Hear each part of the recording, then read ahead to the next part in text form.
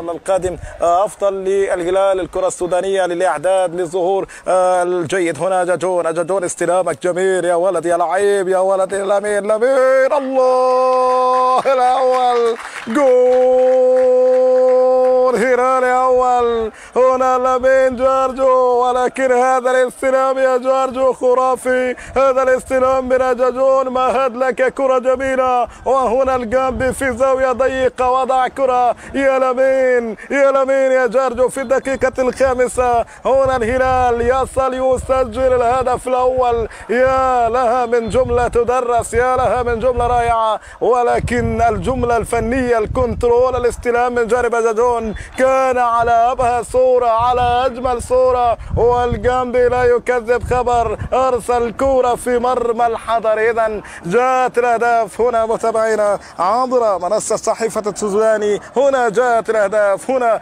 يصل لمين جارجو، لكن يا له من هدف، يا له من امتاع، يا له من إقناع يا لمين، والجميل المميز جاجون. إذا أبناء فلورانو بنجي يصلوا يسجلوا هنا في مرمى الزوم الخرطومي في الدوري السوداني الممتاز لكرة القدم.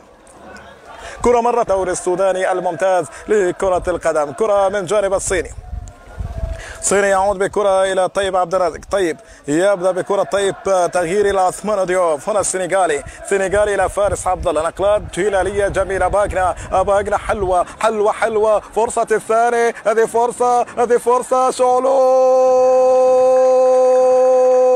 الثاني الهلال بكرة جميلة يا ولد، بكرة جميلة يا لعيب يا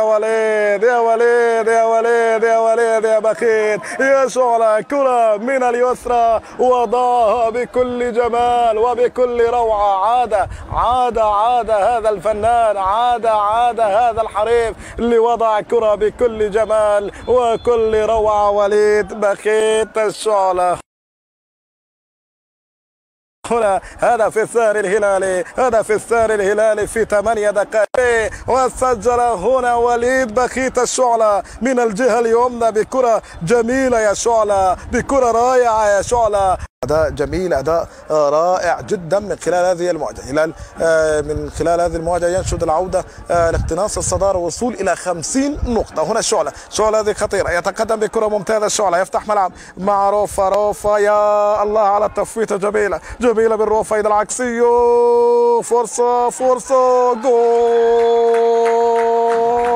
الهدف الثالث الهلالي، لكن روفا هو من أعطى هدية إلى المتقدم جاجون الذي وضع الكرة في مرمى الزوم. يا سلام يا روفا، تفويته تدرس من هجمة جميلة، هجمة رائعة. وإذا الهلال يصل يسجل من خلال هذه المواجهة الهدف الثالث في الدقيقة 36. إذا الهلال يضرب بثلاثية في هذه المواجهة بعد التحرك الجميل من جانب جاجون. اليوم أداء رفيع، توج هذا المجهود الجميل جاجون بعد تمريرة كانت للامين جارجو، سجل من الهدف والشعلة، وهو يصل أيضا يسجل بعد كرة فيها مزيقة، بعد كرة فيها عزف كبير من جانب لاعب فنان، لاعب منتظر، لاعب من طينة الكبار. روفا يقدم أداء رفيع. روفا في التوزيع، روفا في كل مكان.